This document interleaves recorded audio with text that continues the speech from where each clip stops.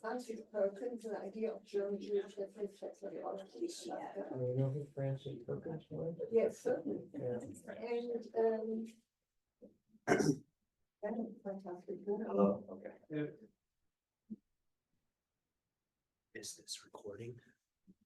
Yes, this meeting is being recorded. Okay, welcome to, session 5, Beyond Our Borders, International Connections in History. I'm your moderator, Jeff Myers. I am Associate Professor of History down in Homer, so I am colleagues with Pierce.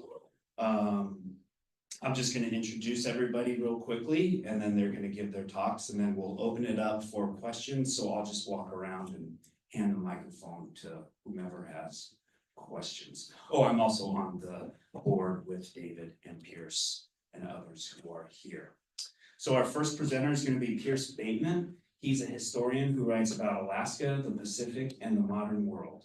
He is a doctoral candidate studying history at the University of Oregon and assistant professor at the University of Alaska Anchorage, amongst other things. Also my friend. Oh. Rebecca's coming from Rhode Island.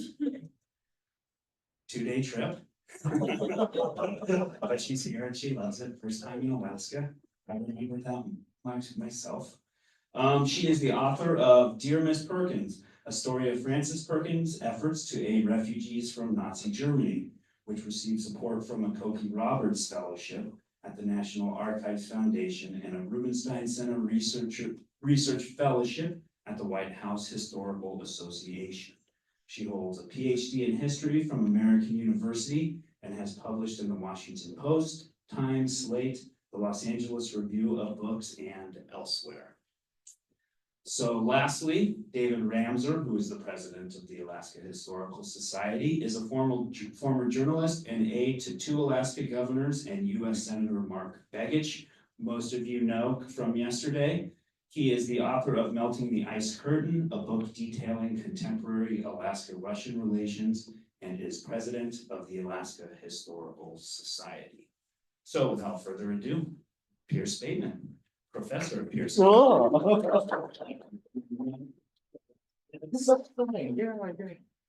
I like the power of the microphone, Josh.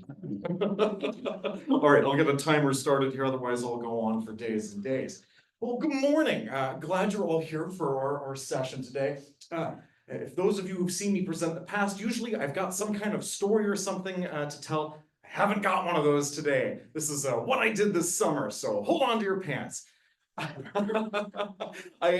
spent a tiny chunk of my summer in Tokyo. My spouse is Japanese and we needed to make a trip there, but I also research Japanese-Alaska relations. And anyway, it was time to finally get in the archive. So you might ask, how the heck does Alaska relate to Japan? I think when we think of Japan, we think of this kind of classical Edo architecture, or some nice torii gates like this, or towering skyscrapers with, this is a cool shot, I got the Tokyo Tower in the reflection there of what is now the 3rd tallest, or no, 2nd tallest building in Tokyo. But this is not related to Alaska in any way. So we've got some questions to consider today. Why Japanese archives? We're at the Alaska Historical Society conference. How does Alaska and Japan relate? So which archives will we consider? What kinds of materials are Alaska's researchers to encounter in these archives we'll look at? And what other opportunities are there for Alaska research in Japan? All right, I'm going to apologize in advance. I'll explain in a little bit why the pictures are going to be kind of stagnant. And I really regret this one because now I'm going to be in double for the length of this slide. But anyway, here I am in one of the Japanese archives, and I'm holding a folio of Japanese Alaska materials here. But more on that in a minute. So why Alaska? Why Japan? Because Japan matters to Alaska's history. If we just look at these numbers here, between 1956 and 1992, we have got a steady increase with only a handful of bumps between, a couple of $1 million in between of steady export growth for Alaska to Japan. These numbers don't tell us everything. They tell us that Japan is Alaska's #1 trade partner between about the late 1950s to about 2013 when China overtook Japan. They're still an important trade partner for us. If we kind of take a materialist view that all history in some way or another is material, then we should think that some of this history might be economic in nature, which I know as Alaskan historians, we care about our resources up here. This is a big chunk of our story. Between this period of about the late 50s through the 1990s, Alaska's economy it kind of fluctuates between 10 to 20% of trade. That's a big story. That's one largely missing from our textbooks in Alaska history. So this is a story that needs to be told. A couple other things. As a result of this trade, which, I should remind everybody, that's jobs for people, that's politics, policy, diplomacy, and attached to all of that, our social history. So we gotta care about this. But there's some other interesting things. Residuals follow these kind of economics. Past this kind of, diplomacy and trade, you've got all sorts of cultural exchanges that happen as a result of this, both scientific. We think about the activities of the university system, or Alaska Methodist University, now Alaska Pacific University. If we think of the sister city kind of programs that we've got, if we think about just the kind of cultural clubs and things that we have here all over Alaska, again, the story matters. And why? Because Japan was the first. This is kind of our first big international relationship, and it makes a blueprint for most of our other post-World War II international relationships. Now, I won't belabor this point because we got other stuff we got to talk about, but just as an example of this, in 1965, state of Alaska opened a trade office in Tokyo. This is the very first state in the country to open a trade office in Japan. Almost every single state followed us, and we pioneered trade office after trade office throughout East Asia and into Denmark for a couple of years.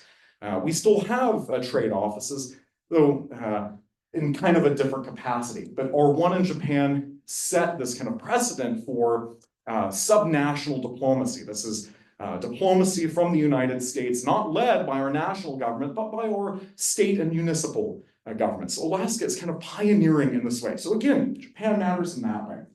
For those who were at my presentation last conference, which I know is a number of you, Air Crossroad of the world. Why does Anchorage matter in Alaska's history?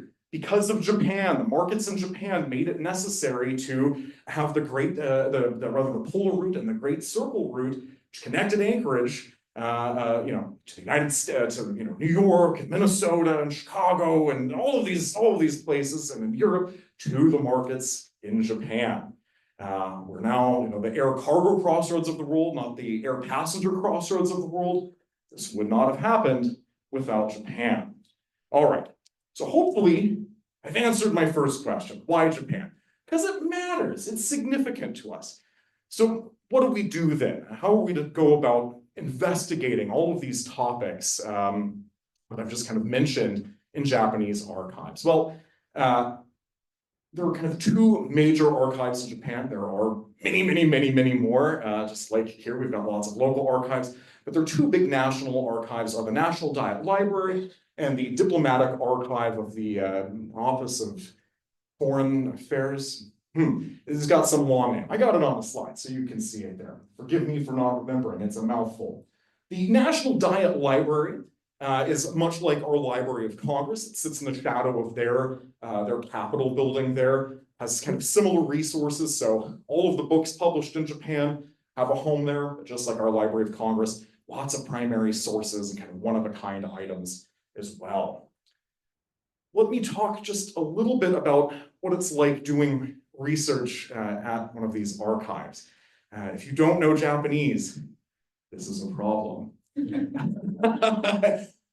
I don't speak Japanese, not very well, and I read it just about as poorly as I can speak it. So this is a problem. Fortunately, I've got a research assistant, doctoral candidate, Tao Ito here, who helped me along my way. You must register to access this library, very similar to the National Library, the Library of Congress. It is an ordeal. It will be at least an hour of you going through and presenting your passport to 30 different people in this kind of very prim and proper Japanese etiquette. I only sort of kind of knew what was going on, and Tao was translating everything for me. So if you go to do research in Japanese archives, bring someone who speaks Japanese, but you yourself as a researcher don't necessarily need to know Japanese to be able to begin doing some research. There's lots available in English. Now, I have been to archives all over the United States. We have some really great archival systems. I have never seen anything like I've seen in Tokyo.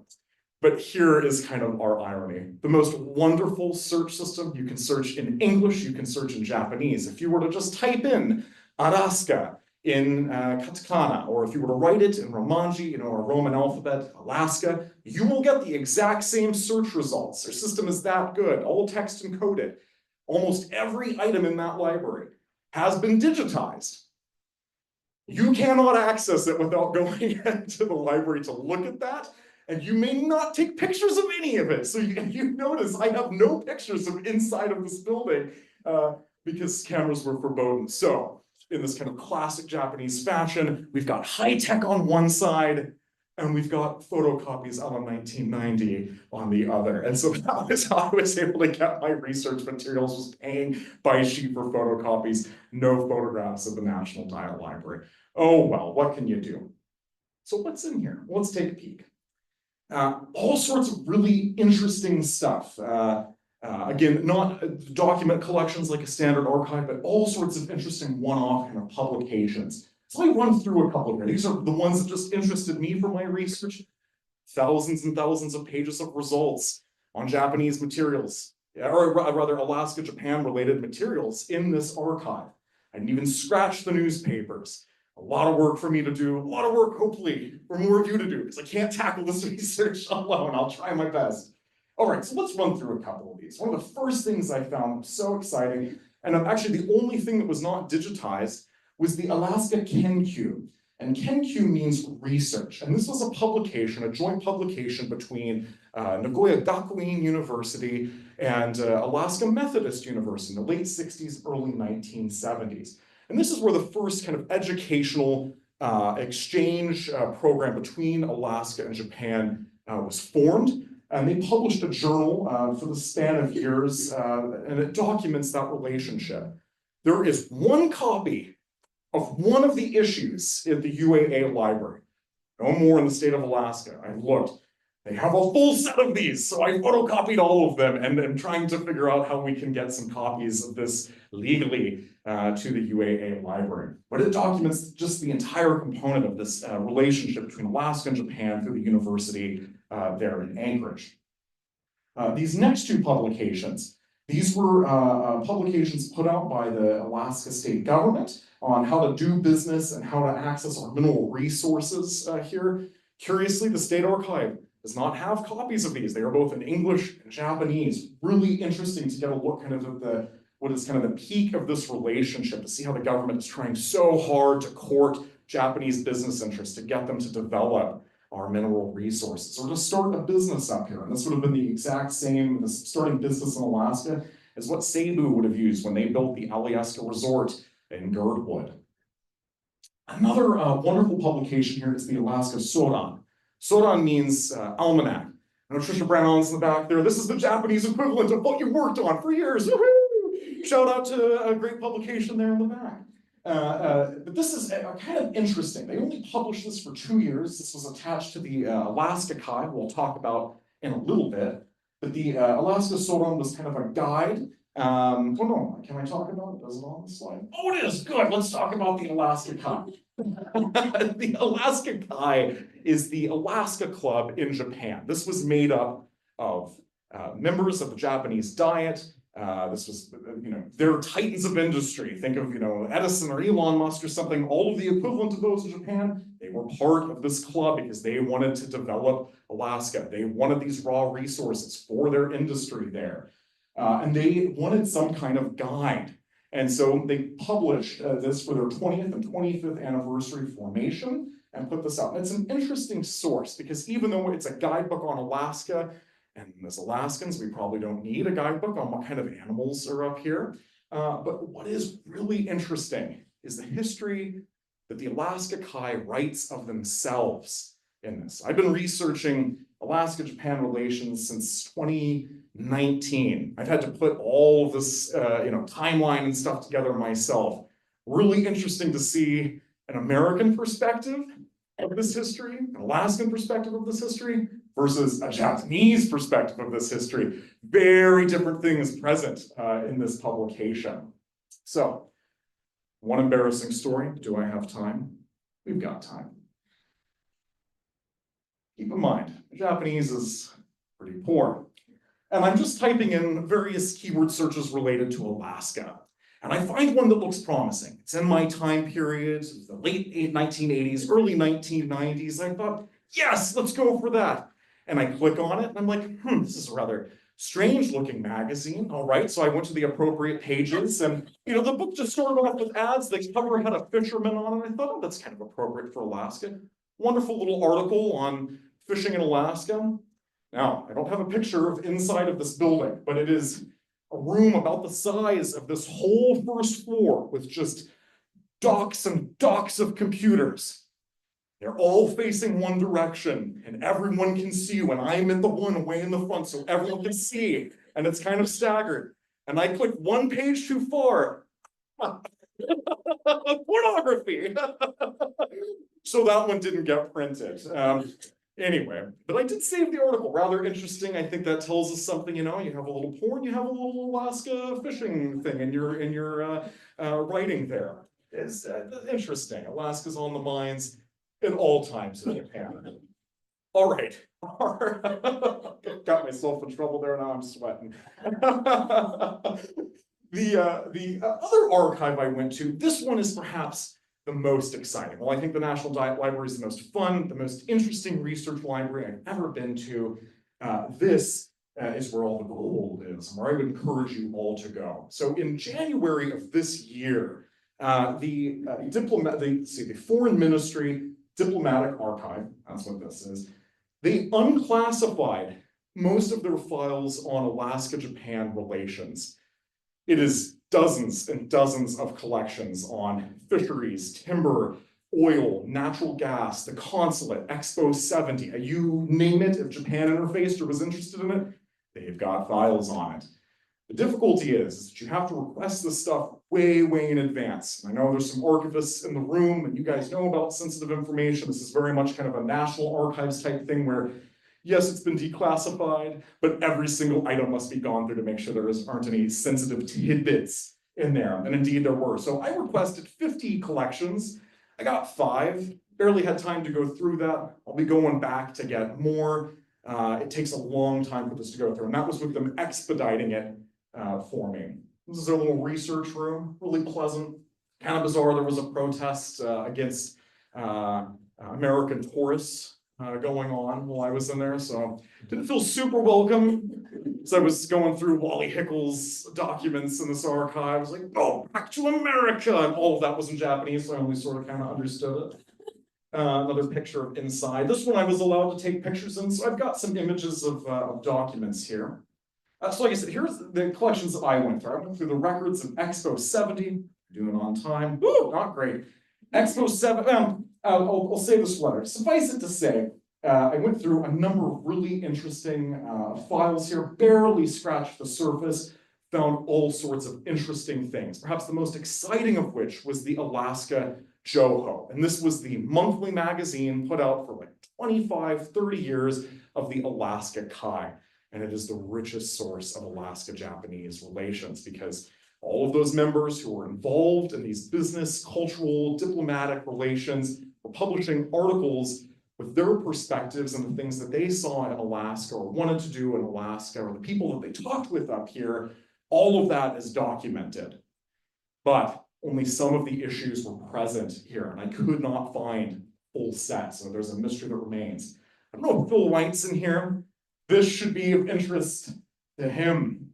Our natural gas pipeline, which many governors have sought to establish, many Alaskans dream of. The idea that we would have this natural gas pipeline was a big part because we thought that our market for this was going to be in Japan.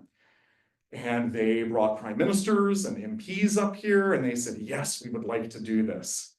This white paper reveals that they studied the economic feasibility of this and quite early on figured out, no, we will not be doing this. And this changes one of the assumptions of my research. All right, let me start closing down here. This is one of our Alaska Joho. This is when Governor Miller came into office. They profile basically every single politician. This is like a who's who of Alaska in Japanese. Really interesting to see what they care about.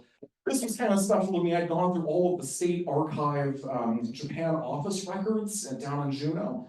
And, I'd seen this secretary and information specialist mentioned a number of times, just in passing. Really cool to just see her business card, kind of one of these things that, that sat on her desk and she would have handed this out working there. Kind of a nice kind of personal touch, just to kind of connect human to human on that.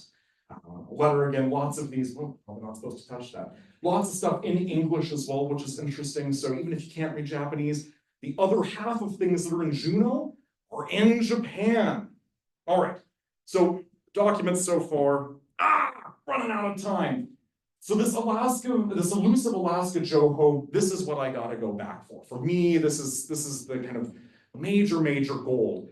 But there was not a full run of these in any of the libraries that I looked at. So this is kind of my current mission, is to find, scan all of these and get them to one of our wonderful institutions to just have, or get them some physical copies. I have found all the photos that I could not find in Juneau. All of them were in Japan. I'm missing half the letters because the letter goes out of the governor's office or out of the Chamber of Commerce. The other letter is in Tokyo. Really cool to see a full story kind of come together and not just have to read lines. And most importantly, ladies and gentlemen, what has come from this is a much needed Japanese perspective on this history. What I've written so far has been very much from this Alaskan perspective, but it takes two to tango. So for any of you doing international research on any of these kind of topics, you've gotta get the language down and get into foreign archives because there's always the other half there. All right. So what remains to be done? We're all close.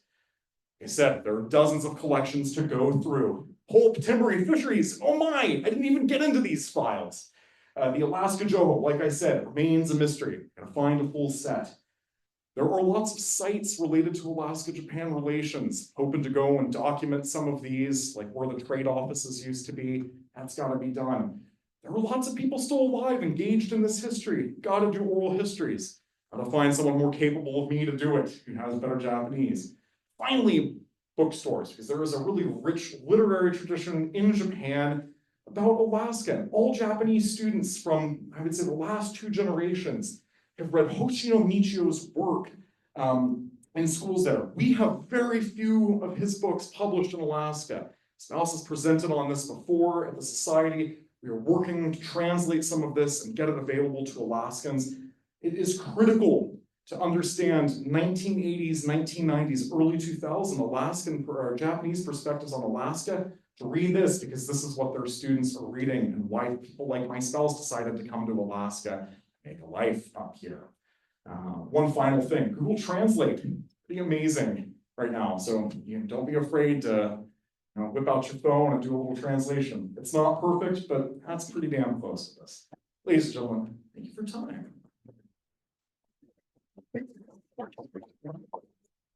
How do I do?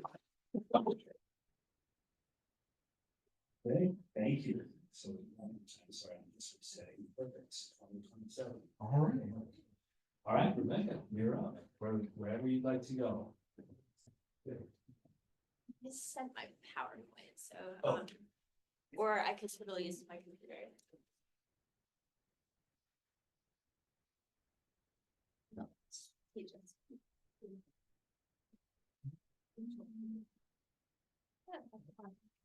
Yeah.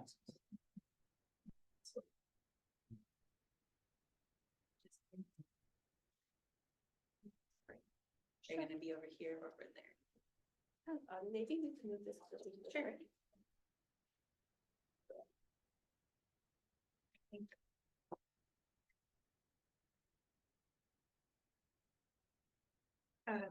Next to the table, there in the frame. There you go. Yeah. Hanson, yeah.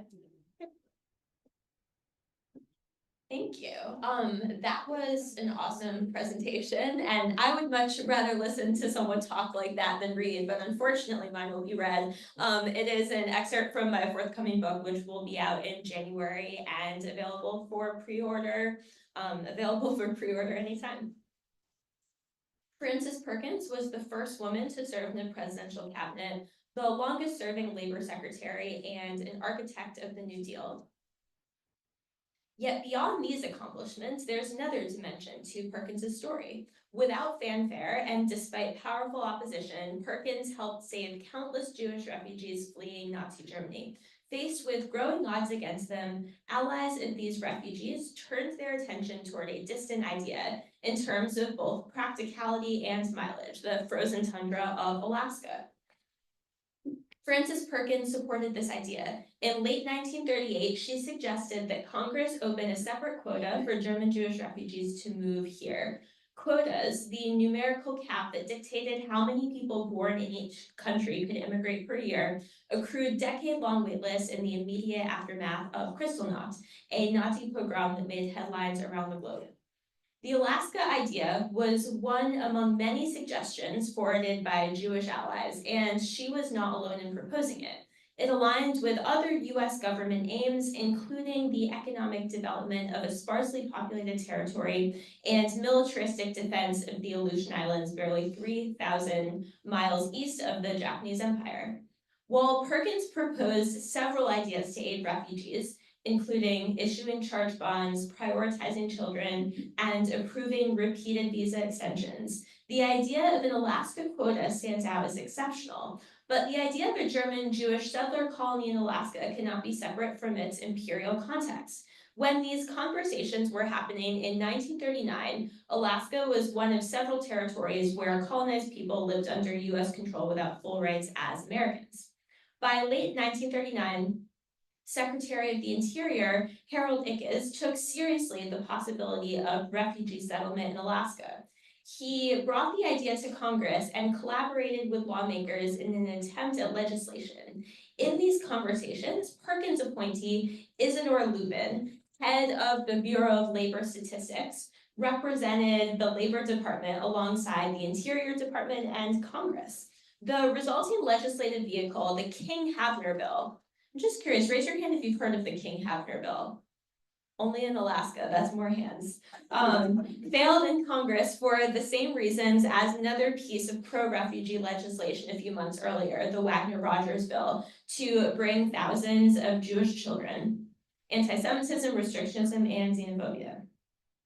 The King-Havner Bill had an additional factor, American imperial control over colonized people. Alaskan newspapers covered the plan, and some indigenous Alaskans opposed the idea. Representatives of Alaska testified for the opposition alongside two prominent xenophobes, John Thomas Taylor of the American Legion and John B. Trevor of the American Coalition of Patriotic Societies. The rhetoric of both the colonists and the colonized often included a simplistic, stereotypical assumption, quote, isn't Alaska too cold for the Jews?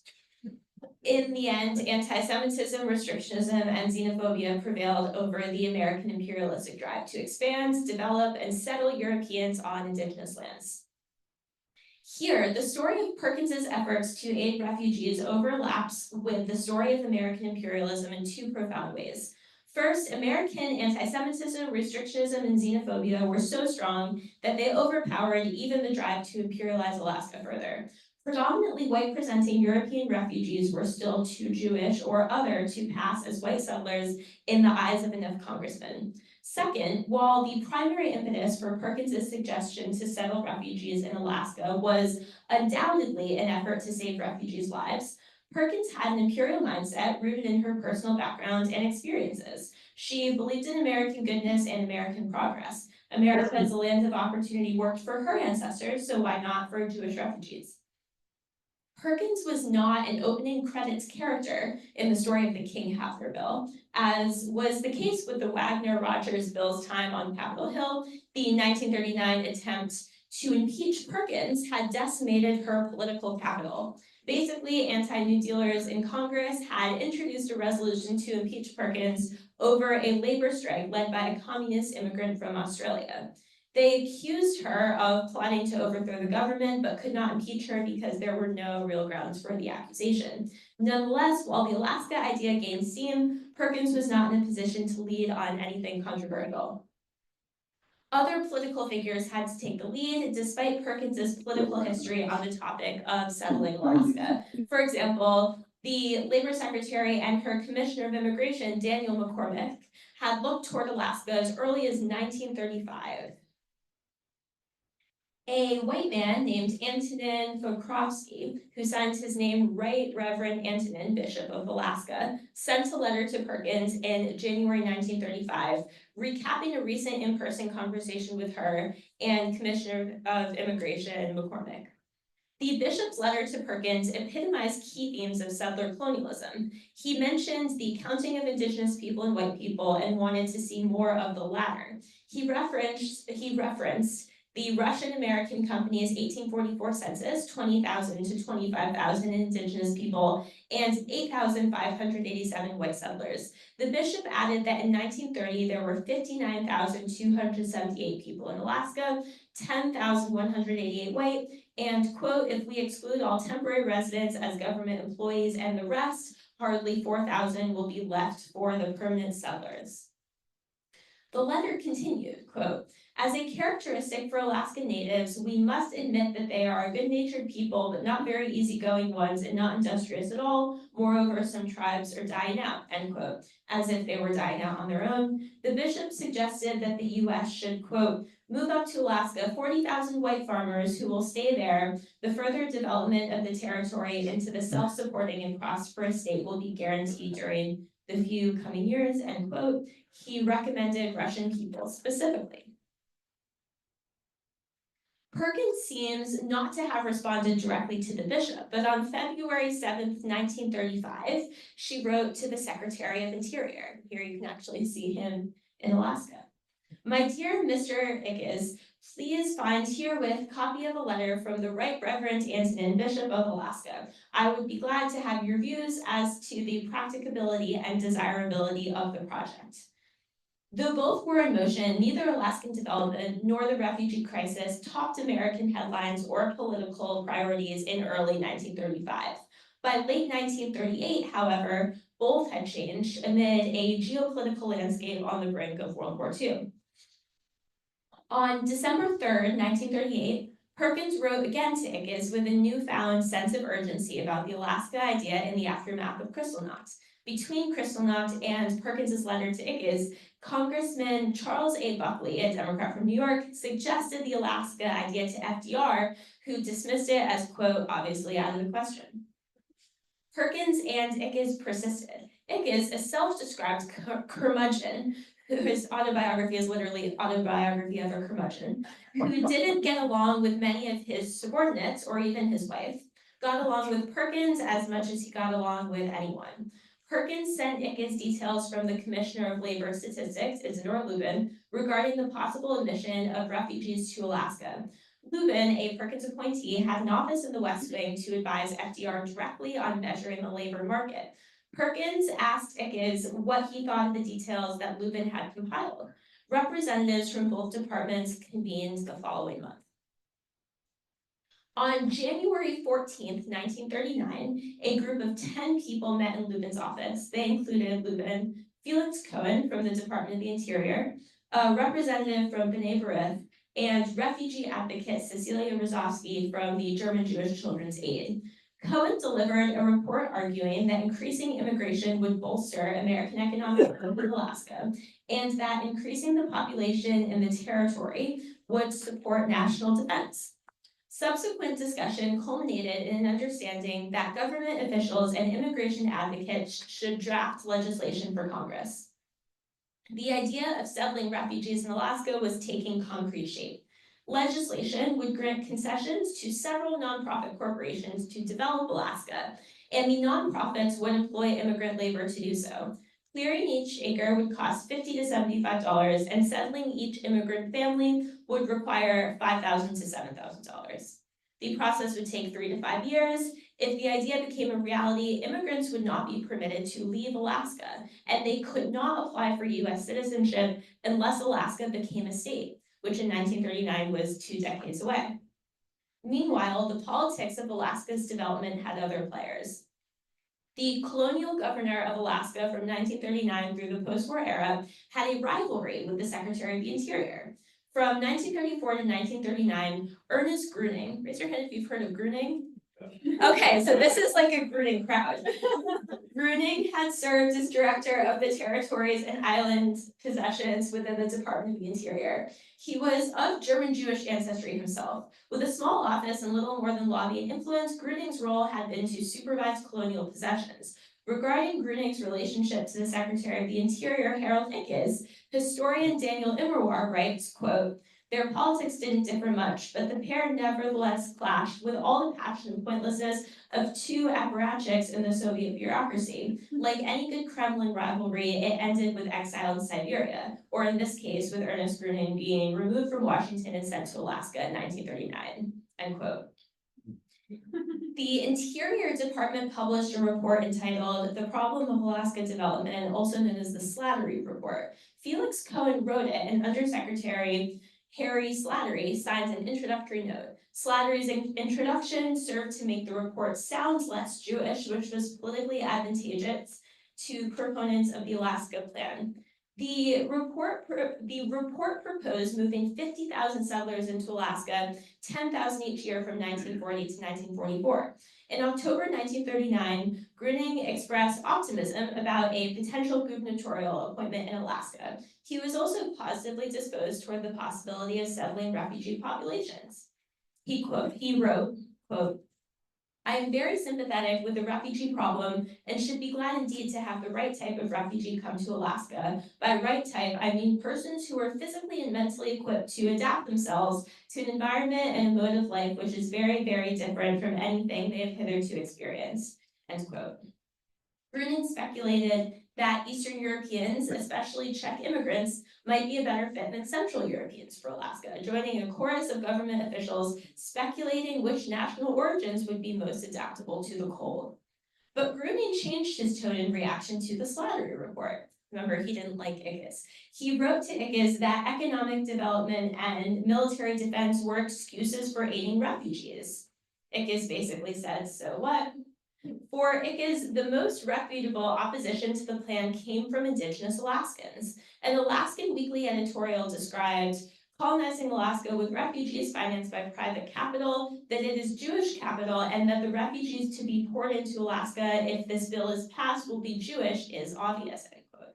Here, the editorialist tapped into anti-Semitic tropes of monetary greed and inhuman levels of control. While they had good reason to resist the settler colonialist expansion, some Indigenous Alaskans employed anti-Semitic tropes in their efforts.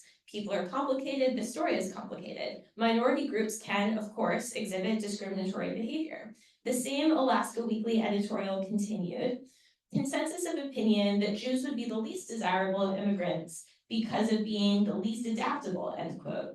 The supposed physical weakness of Jewish people is another anti-Semitic trope. Indigenous Alaskans resisted colonization with the tools at their disposal, and anti-Semitism was a socially acceptable rhetorical tool. Also, Indigenous Alaskans were not the only ones expressing that Alaska might be too cold for Jewish people. Present in Perkins's files is a resolution on political exiles of Germany, authored and signed by several fishing unions.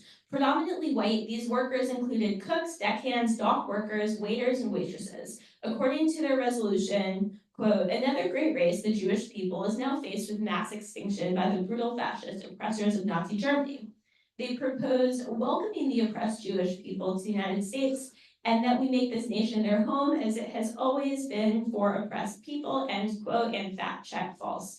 And they discouraged shipping them to Alaska because, quote, "These people are not adapted to making a living in the territory due to its climatic and geographic conditions. end quote. From their perspective and that of many others, Alaska was too cold for refugee settlement.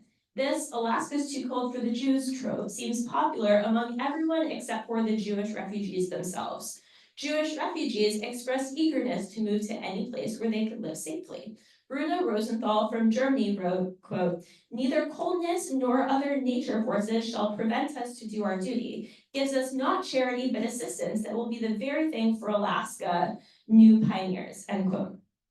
The Interior Department received pleas from refugees begging, quote, "on my knees to send the permission to entry into Alaska," end quote, throughout 1939. On March 13, 1940, Senator Robert Wagner introduced the King-Havner bill to the Senate on behalf of Senator William H. King because Wagner was a political face of progressive immigration legislation in Congress throughout the 1930s. While the Wagner-Rogers bill had shown initial signs of popularity because those refugees were children, the King-Havner bill showed initial signs of popularity because the refugees would not be entering any mainland states. The King-Havner bill proposed a plan that was structured around jobs to develop Alaska only in certain industries.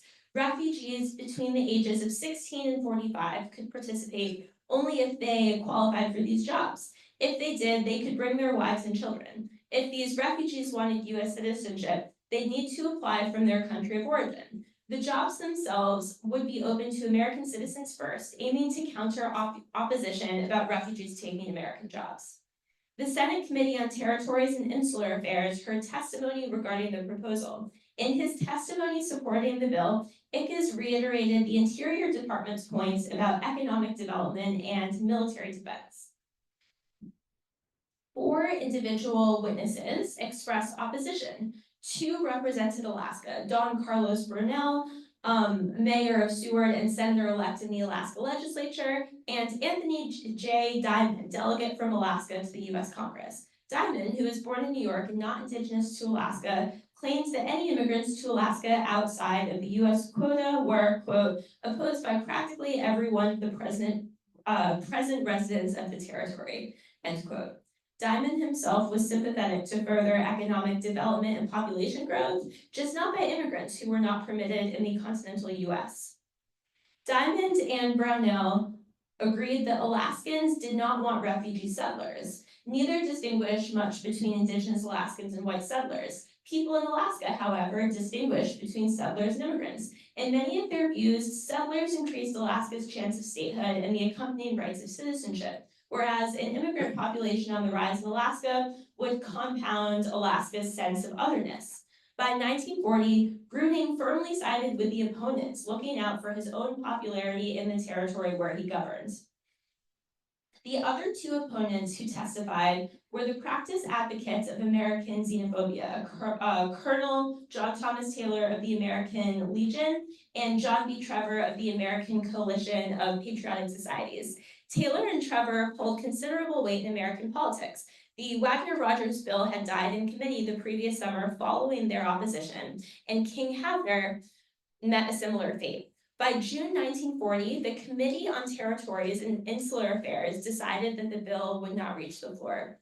Groups weighing in on the King-Havner bill had complex motivations. Indigenous Alaskans split between those who resisted any settlement and those who wanted the settlement to be white Americans so they were more likely to gain the rights of U.S. citizenship, rather than being outsiders alongside Jewish refugees. While settlers in Alaska likewise saw additional white Christian Americans, not refugee settlements. The victors in this Alaska saga were those who wanted development and those who wanted to keep the settlement as white Christian in America as possible. Following American entrance into World War II, the U.S. built a road to connect the mainland with Alaska, and Congress funded a new military presence in the territory. Alaska became a state in 1959, but German Jewish refugees never settled there. Historians typically do not engage in counterfactuals, cases of what if this thing had happened. In the case of a German Jewish settler colony in Alaska, however, renowned Jewish writer Michael Chabon takes a stab at speculation for us in his 2007 book, The Yiddish Policeman's Union. Has anyone seen or read this book? Okay, it's about the King-Havner bill, if it had happened. In the novel, Jewish refugees settled in Alaska with the stipulation that they could not move or leave because, quote, the act could not be forced upon the American body politic without a certain amount of muscle and grease, and restrictions on Jewish movement were part of the deal, end quote. Chabon presents an alternative timeline in which, in August 1948, quote, the defense of Jerusalem collapsed and the outnumbered Jews of the 3-month-old Republic of Israel were routed, massacred, and driven into the sea, end quote. More of the Jewish diaspora migrated to the settler colony in Alaska. On this alternative timeline, Alaska never became a state. Lawmakers promised no Jewlaska. In the context of the real-life Alaska idea that Perkins supported and the rise and fall of the King-Havner bill in real life, Chabon's term Jewlaska is striking. Jewlaska, half Jews and half Alaska. Half were refugee people looking for somewhere to live without being murdered. The other half were an indigenous population colonized and terrorized first by Russian fur traders and then by the American Empire. Both xenophobia and imperialism prevailed by using indigenous Alaskans' words against their fellow oppressed people. Chabon's term Jewlaska captures an ostracized colony of otherness that could have emerged if the King-Havner bill had passed.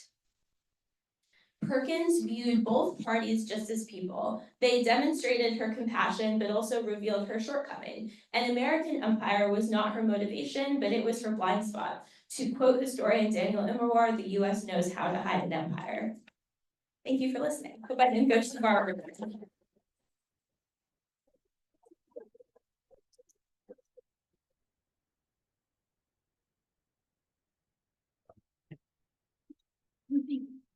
All right, David.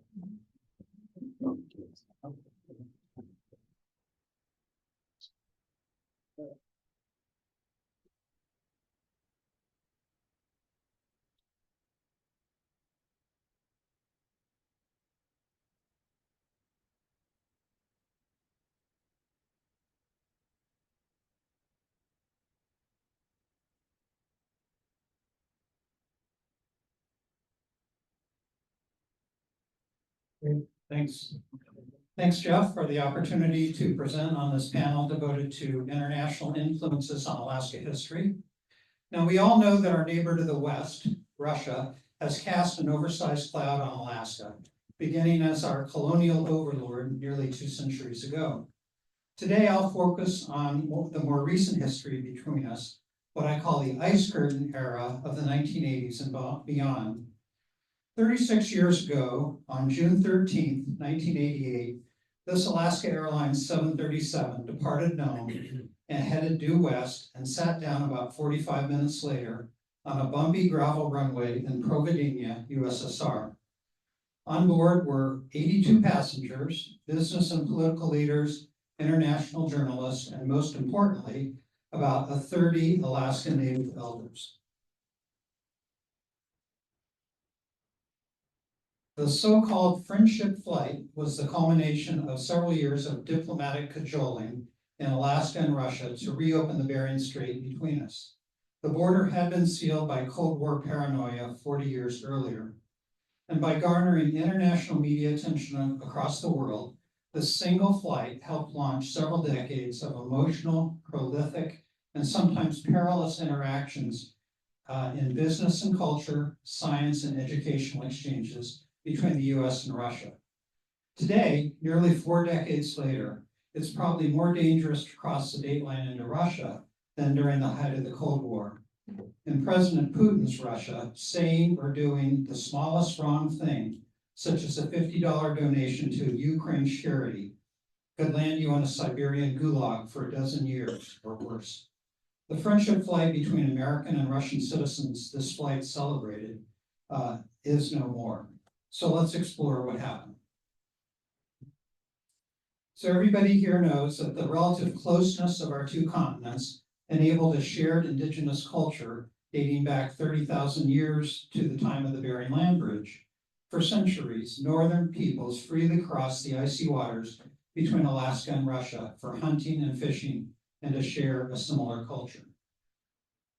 That practice screeched to a halt after World War II with the outbreak of the Cold War.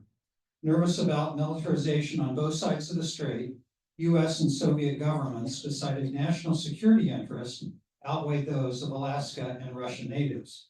So in 1948, the two countries sealed the border between Alaska and Russia and banned all contact. So we in this part of the world call it the ice curtain, like the Cold War Iron Curtain in Europe. And think about what that meant. Native families for centuries who were accustomed to regular free contact across the Bering Strait were suddenly forcefully divided for almost half a century. Let's fast forward about 4 decades after the ice curtain was imposed to the mid-1980s, when a drumbeat for change began in the Bering Strait. And I think it was really the result of 3 main factors. First, the memories of these long-separated native peoples were fading, and they wanted one last opportunity for reunification before passing from the scene. For my book, I interviewed some very elderly Alaska natives who remembered visiting the Soviet Union as children in the 1920s and 30s. Second, Mikhail Gorbachev became the Soviet leader in the 80s, and unlike his predecessors, he encouraged interaction with the West. And third, Alaska and Soviet Far East government and civic leaders saw an opening for interaction across the strait after 40 years. What followed were a series of headline-grabbing and often risky initiatives by hundreds of Alaska and Russia citizen diplomats to pressure their national governments to open the strait. These included a peace activist from Juneau named Dixie Belcher. In 1986, she took 67 Alaska performers across the USSR to sing and dance for better relations. This eccentric realtor from Nome named Jim Stemple launched many initiatives to reunite Alaska and Russian natives. Among other efforts, he tried to send weather balloons with notes of friendship across the Bering Strait. In 1987, California swimmer Len Cox became the first person to swim the Diomede Islands in nothing but a swimsuit, cap, and goggles. The water is just a few degrees warmer than an ice cube. And here you can see the Soviet delegation receiving her on the Big Diomede icy beach. So all these efforts and more to chip away at the ice curtain culminated in 1988 with the first initiative with serious business and political support, Alaska Airlines Friendship Flight. The airline's interest was primarily business. It envisioned plane loads of well-heeled tourists taking the relatively short hop from Anchorage to the mysterious and long-forbidden Soviet Union. And when Alaska later launched direct service to Russia, one of its advertising appeals said, quote, "Be one of the first Westerners to experience Magadan, a port city literally built from the ground up by prisoners of Joseph Stalin's notorious gulags." Quite an advertising line. But most of the pressure for this initial flight came from Alaska natives long separated from family on the Russian side. As I mentioned, they comprised the majority of passengers, hoping to set eyes on distant relatives not heard from in at least 4 decades. And sure enough, immediately upon landing, several native people from both countries found long-lost relatives and were able to reunite through their common indigenous language. So I got a choice seat on the flight as press secretary to Governor Cooper. And like most of us on the plane, I was pretty nervous about landing in the Soviet Union for the first time. Our whole lives, we Americans had been told that the Soviet Union wanted to destroy us. And I think Russians were pretty much told the same thing about us. But after that day in Providenia, Alaska and Russians couldn't get enough of each other. It was like we were long lost friends. And a note of explanation on this, you remember Mr. Whitekeys would encourage people to get pictures with a can of Spam in bizarre places. So the guy sitting next to me with the beard, Jeff Berliner, who was a UPI reporter, brought the Spam. So the Friendship Flight helped launch several decades of wild, emotional, and often successful interactions in business and culture, science and educational exchanges between the US and Russia. About a year after the Friendship Flight, Alaska's governor, Steve Cooper, spent an unprecedented nearly 2 weeks traveling across the Russian Far East to promote friendships and exchanges. And I returned to most of the communities that I visited with Cooper 6 years ago on a Russian book tour and found a long-lasting affection for Alaska even 30 years later. During the ice curtain era, much was accomplished on both sides of the strait. Alaska Airlines and Russian carriers established regular air links. Nearly 4,800 Alaska and Russian natives visited each other under a visa-free program, which remains in effect. Businesses explored joint ventures from beer breweries to oil refineries. More than a dozen sister city relationships were established. About 36 Rotary clubs were set up in Russia, and many Alaskans and Russians got married and had families. One of the more lasting legacies of the era was the creation of an American Russian Center at UAA in 1993. And it set up 7 business training centers with Russian universities across the Far East. Through its work, about 60,000 Russians participated in business development and cultural programs. And it also helped KGB.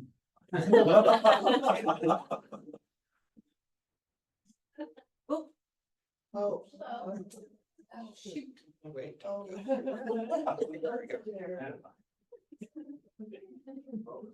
So the American Russian Center helped attract more Russian students to UAA than any American university at the time, and UAF received a number of those Russian students too.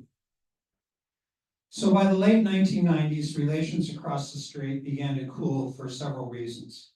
First, many Western companies just found it too difficult to operate in Russia. It was too chaotic, too uncertain. Many air carriers ended service because travel was so hard. And there are great stories about Alaska Airlines trying to land in Russia. There's one story about the plane landed in Russia in Magadan, an Alaska Airlines jet in June, and for some reason the wings froze up. And so people didn't know what to do. There was no de-icing fluid. So the pilot sent a couple guys up to the liquor store, and they came back with 2 cases of vodka and got one of those old-fashioned fire extinguishers, put the vodka in, pumped it up, sprayed the wings, melted off, and the plane could take off. So there's always crazy stuff like that happening in Russia. And political changes on both sides did not encourage interaction. Today, Western relations with Russia are as bad, if not worse, than during the Cold War. Putin came to power 24 years ago, believing the greatest tragedy to befall his country was the demise of the Soviet Union. And he's been working ever since to try to return Russia to a position of international power with invasions of Ukraine, Georgia, and Moldova. Putin's Russia has become as authoritarian as the Stalinist Soviet Union, with brutal crackdowns on internal dissent. The number of political prisoners has increased at least 15-fold since 2012, with many banished to deadly gulags. Back in 1993, I lived in Russia and worked as a volunteer media advisor to Boris Nemtsov, then a progressive regional governor. After 20 years of standing up to Putin, he was murdered just off of Red Square. I happened to be in Moscow a couple weeks after his murder and visited a makeshift memorial to Nemtsov that you can see in the top photo here. And then everybody knows about Alexei Navalny, who died in prison in 24, the guy in the lower.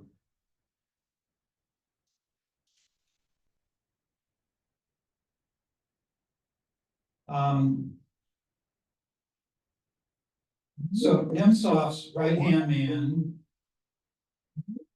Should I hang out? Nemtsov's right-hand man was this Russian historian and journalist, Vladimir Kara-Murza. He survived 2 poisonings in Russia, yet continued his advocacy against Putin. In 2022, Kara-Murza was picked up and sentenced to 25 years, yet he was released in August in the historic 24-person prisoner swap negotiated by President Biden. The deterioration in U.S.-Russia relations has impacted Alaska too.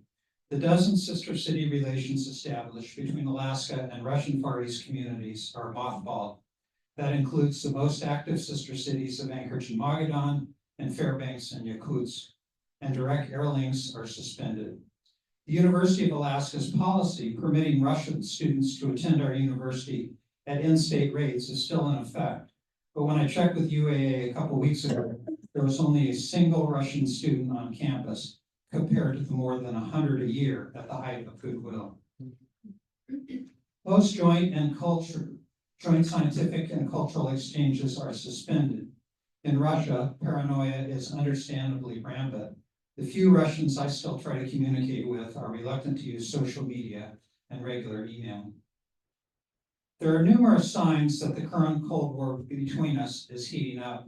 You probably saw in recent news reports of Russian fighter aircraft passing ominously close to Alaska. And this appears to be Putin demonstrating his military strength in the Arctic. At the same time, he can prosecute the war in Ukraine. But the United States is taking him seriously. Just a month or so ago, the Army sent a battalion of soldiers to a forced projection operation in Shimia, far out on the Aleutian chain, close to Russia. As Putin marks a quarter century in office with no credible signs of moderation, I fear the friendship inspired by the Friendship Flight will remain only a topic for the history books for a long time to come. Thanks.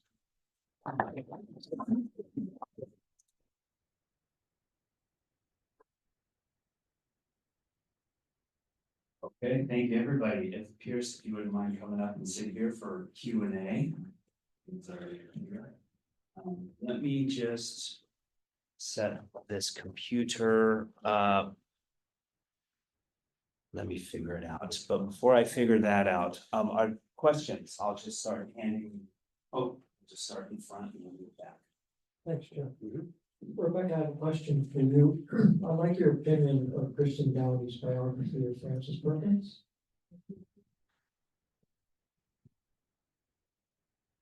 Thank you for the question. My entry point into Frances Perkins was over a decade ago now when I was a college student. I interned directly for Kirsten Downey and I was funded by the Frances Perkins Center in Maine, and I organized her research for donation to the Mount Holyoke Archive. So I know that book very well because I spent a summer essentially archiving in an undergraduate way the research for it.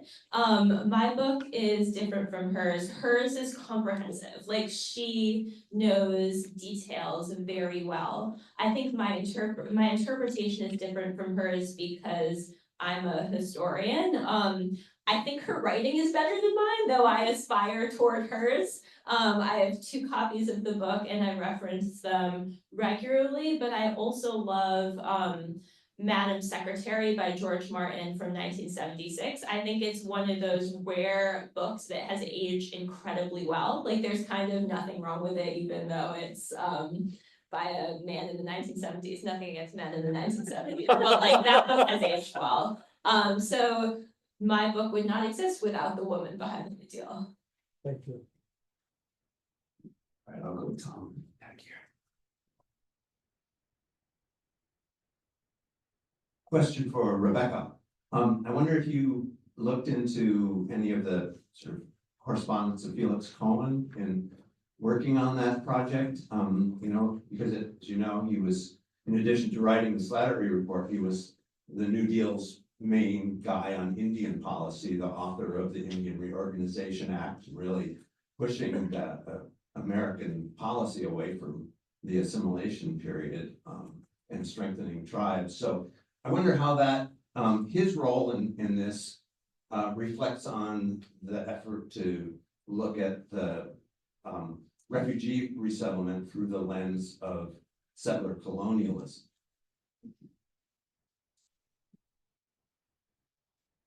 Give you a little time to think. That's such a great question. My short answer is that I actually did go into the Interior Department files at the National Archives, but not extensively. So that's a really great suggestion to research Felix Cohen further. I guess the reason I didn't, I spent most of my time in the Labor Department files and then a little bit of time in the Department of State. I mean, like you noted, Felix Cohen wrote the Slattery report. So my short answer to your question is unfortunately not, but my longer answer, I almost hear your question is like, what was the role of Jewish lawmakers in the German Jewish refugee crisis? Because there were many of them, and it tended to split between fierce advocates and people who were understandably worried about the rise of anti-Semitism if there was an increase in Jewish immigrants. There were many of those for sure, though he was of the first category where he wanted to facilitate refugee settlement. Hold on.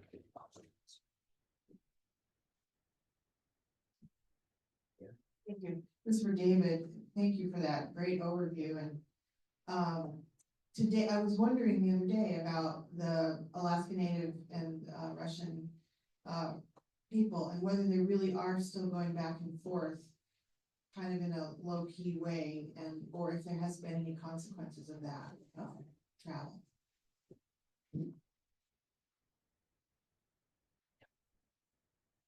Well, during the nineties, there was a visa-free program set up that said that Russian and Alaska natives of the regions, basically along the Bering Strait, could travel back and forth without the requirement to get a visa, which is a real pain in Russia, or at least was in the nineties and 2000s.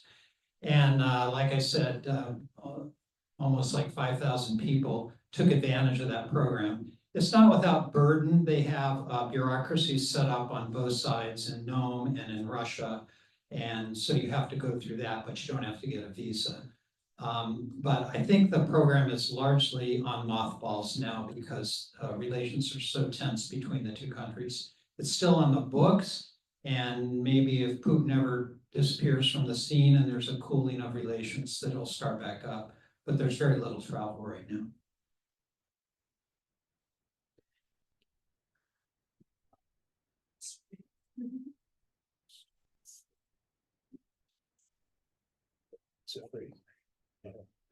Yeah, this is for Rebecca, again on the refugee question. I understand there was also, after the winter war between Russia and Finland, there was a strong suggestion to make Alaska available for Finnish refugees. And I believe Greening actually supported that because they were a Nordic country and they would be better adapted to it. In fact, I forget what the occasion was, but several years ago, the Finnish broadcasting system sent over a team of young people to interview Alaskans of Finnish heritage, including myself. And they actually came up with a little video of sort of like the Jewish Policemen's Union. It was a video of what if that actually happened. They took pictures of a convoy from World War II and the Finns were being brought over. And then they interviewed with other people that Finnish American heritage that in this case, these folks all had sort of a negative background, family disruptions, etc. And so their conclusion was, well, even if it happened, it wouldn't have worked. So I was just wondering if you had seen or came across other national groups of refugee settlement proposed for Alaska.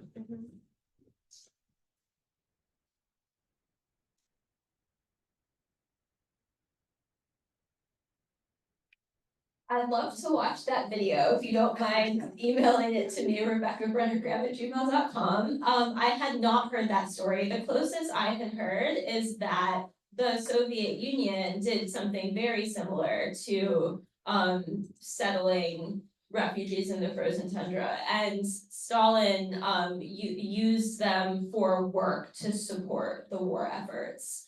And I had a grad school classmate who wrote her dissertation about that, Laura Alugatayeva, and she speaks Russian, so she did some really interesting research. I mean, the idea is when empires are sometimes sympathetic to human rights and have this imperial view where you can take people from one place and put them in another. I mean, that's the central theme. And it's complicated. We want everyone to live safely and have a chance to live, but once again, it's complicated. I'd love to watch that video. Thank you for mentioning it.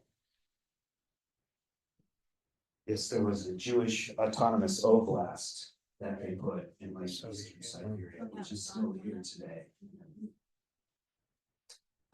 This is a comment, not a question, thought I would just state that upright, for Rebecca and the group. So Rebecca, first of all, welcome to Alaska. Thank you for making the 2-day journey. I'm happy to have you here. We have coffee for you, I'm sure. And just to let you know, the Jewish population here, we're a pretty sturdy group. And the congregation Beit Shalom in Anchorage is a Reformed congregation whose website name is frozenchosen.org. Oh my gosh. Services tomorrow. There should be, I won't be back in time for them, but yeah, and they're online, actually, for services for tomorrow. This is a question for Pierce, and I was wondering, while viewing the Japanese archives, if you saw any particularly interesting or poignant assessments of American society from their perspective in the same way of like Veggie Tocqueville.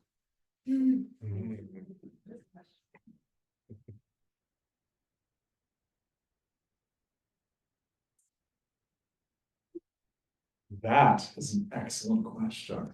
There are many from the American side to Japan and the Alaska side to Japan. And there are indeed some from the Japanese side of Alaska. I don't know if I have anything particularly pithy off the top of my head, but I think they found rather, our lack of organization baffling.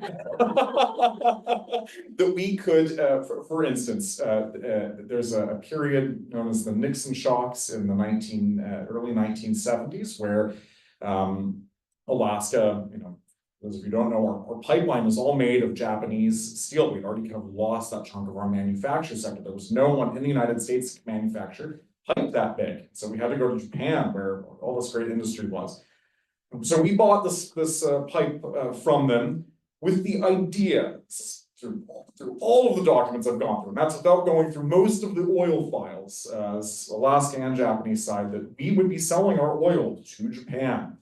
And when Nixon came over and said, we're going to start doing business with China, we are going off of the gold standard, and then a couple of years later said we are not selling oil, it broke them. They could not understand how Alaskans could want something and say we're going to do business one way, and then turn around and not do that. And that is maybe the most kind of common reoccurring thing, is this desire of Alaskans to do something, Japanese to do the same thing, and then to go, oh, sorry, actually we can't do that because we've got these national rules in place, or we as a state, we're not organized to handle doing this. There's kind of a fly by the seat attitude in Alaska of, oh gosh, we've never thought about that. We would need to have, permitting for this with international business.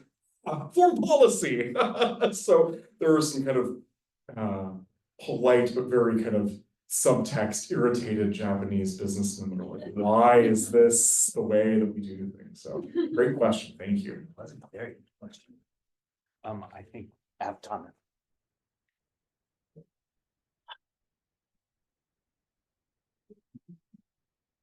This is just a comment to Pierce. Thank you. I have a friend, I live in Unalakleet, the Bering Sea. Her name is Chow, and she's Japanese descent and Athabascan descent. It's just a short, fascinating story of her grandfather escaped the battle on Attu from Japan, and he made it to the mainland somehow and then walked all the way up and near starvation on the Bering Sea coast, was rescued by a group of Nolado Indians who were hunting. And they took him to Nolado and nursed him, and he married a Nolado lady there. And she's always cooking rice, and she's talks about her Japanese blood, and it's really fascinating. And then on my mom's side, up in the Arctic, a Japanese man escaped to the Arctic, to Deering, and married my mom's aunt. And so there's a little bit of Japanese all around in Alaska history. It's really fascinating stories. I just wanted to share them, and thank you.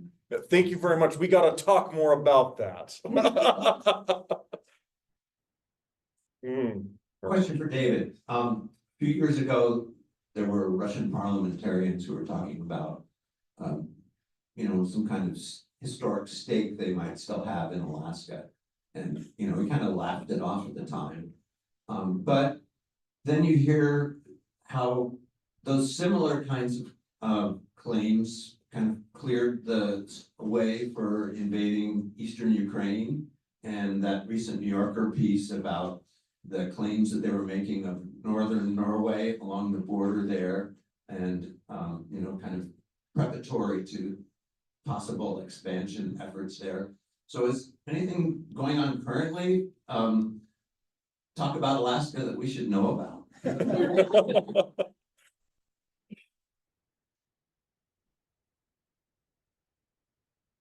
I think there's chatter in the press periodically, mostly precipitated by kind of wingnut, right-wing Russian parliamentarians.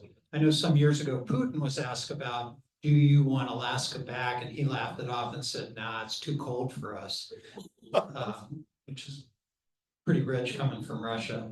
So, I mean, I don't think there's any serious effort to retake Alaska, given all the military we have lined up against Russia here. Although one of his favorite rock bands sings a song about vodka, salmon, Russia, Alaska. It's really quite funny. I can look it up for you. There you go. This is also a question for David. Currently, Russia and China are drawing closer together. We're seeing activity, but I'm just curious, back in the 1990s when you were over there, did China come up, and what was the impression? Because it's the Russians were the ones in the Arctic Council who didn't want the Chinese to be an observer, and so I'm wondering, did you get any kind of feel for how they felt towards China during that period of time?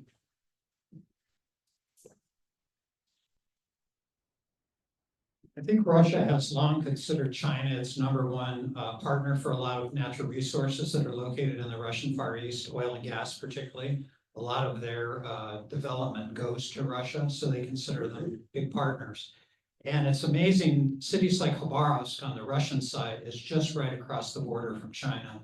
And Khabarovsk is one of these sort of declining Russian cities, and you look across and you can see these Chinese skyscrapers.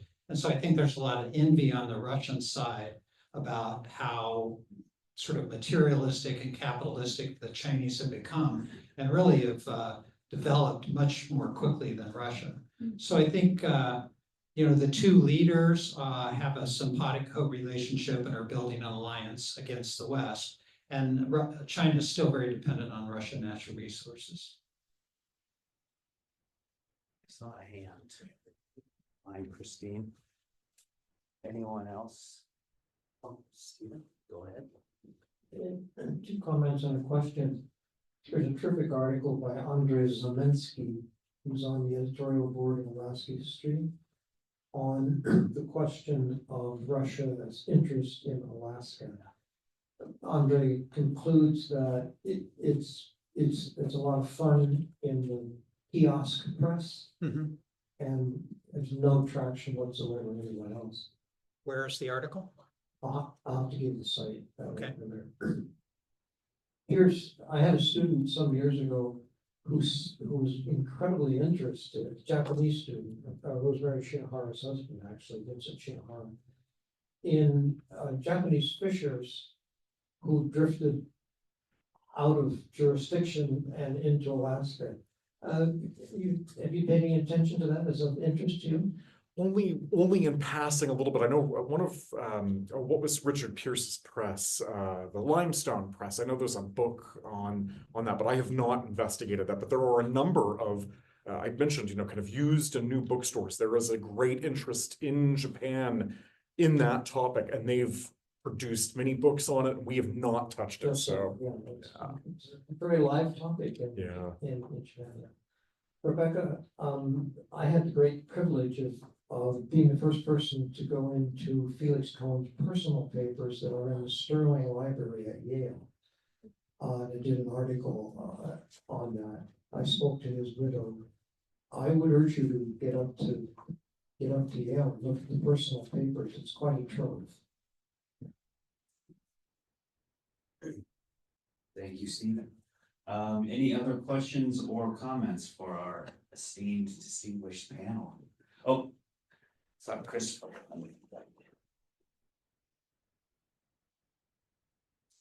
Hi, this question is for Rebecca. I was curious whether you found any references in like your research, into like the correspondence between ICAs and Perkins and just sort of the government officials. Because I couldn't help but be struck by the fact that the Madawaska Valley Settlement Project was only a few years before this, where they had spent considerable money to move a bunch of farmers from the Midwest to Alaska, which didn't work out amazingly. So I guess I was just sort of interested if that played any part in their discussions.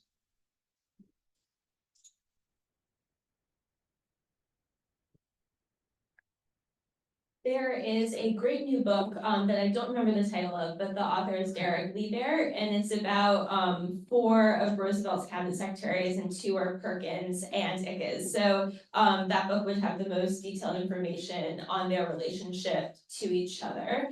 Ickes was, of course, the cabinet person who did the most on the type of activities you described. Perkins, who's the protagonist of my research, was Secretary of Labor, and her connection to this whole refugee settlement idea was that the Immigration Naturalization Service was in the Labor Department from 1933 to 1940. So her angle on this was not moving or relocating people, but it was the applications to immigrate that the State Department was receiving and that the INS was dealing with. Perkins was an advocate for refugees as early as spring 1933, like when the Roosevelt administration started. So that's why people knew that she was an advocate for refugees. People would reach out to her. So I read that correspondence as she knew that Ickes is the point person on this and not her, and that's why she referred it to him. But also, like I mentioned, there was a resolution to impeach her in 1939. So by 1940, when King Havner was in Congress, she was a side character. But she got along with him, and that counts for something. But then I'll come back to it.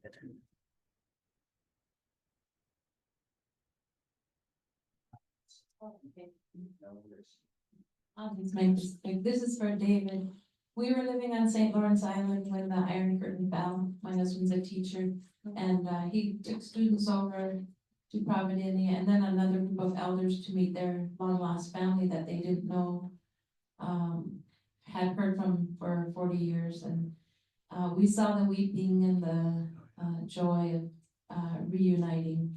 And then the other thing I was going to say is last winter we were in Phoenix and my husband's phone started blowing up. It was the mayor of Gamble. And he was saying, what do? I need your advice. A boat washed up here with Russians, and asking my husband for advice. And they told he had him go get the Russian interpreter who married a local during when the ice curtain fell. And the phenomenal, amazing, unbelievable story of those 2 men that they fled for their lives. And then, do you know what happened to them? The defectors you're talking about?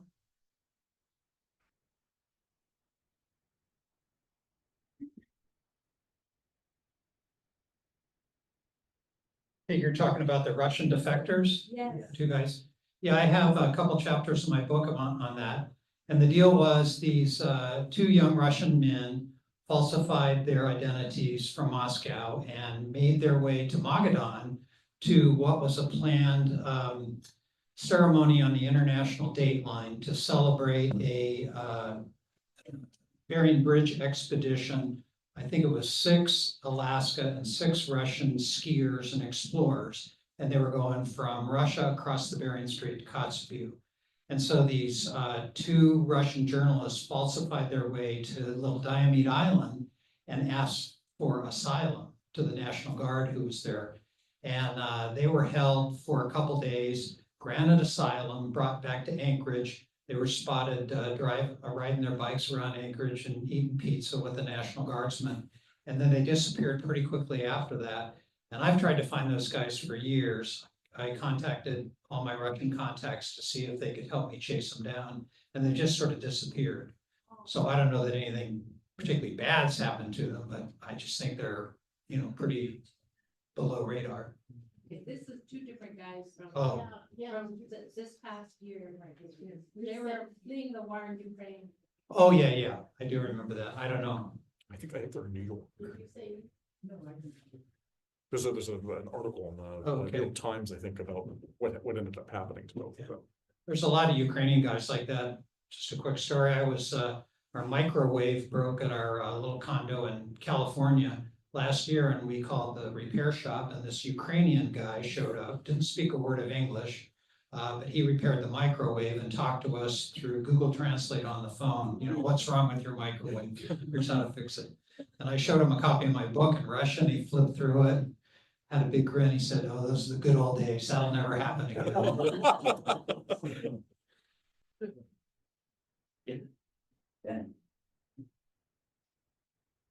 Winging it here, I guess, for Pierce.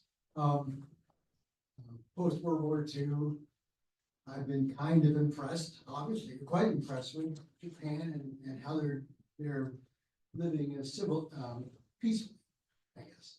And doing their business, and maybe how they deal with immigration, I don't know, and maybe how they maybe not imperialistic in their mannerisms. And it's all part of living, using history as a lesson to learn from history. And in your work, are there examples or you see, help guide us in the future, how we should all be living 100 years from now, in terms of population control and environment. And I'm just saying, I know it's a big picture, but any thoughts on what you discovered?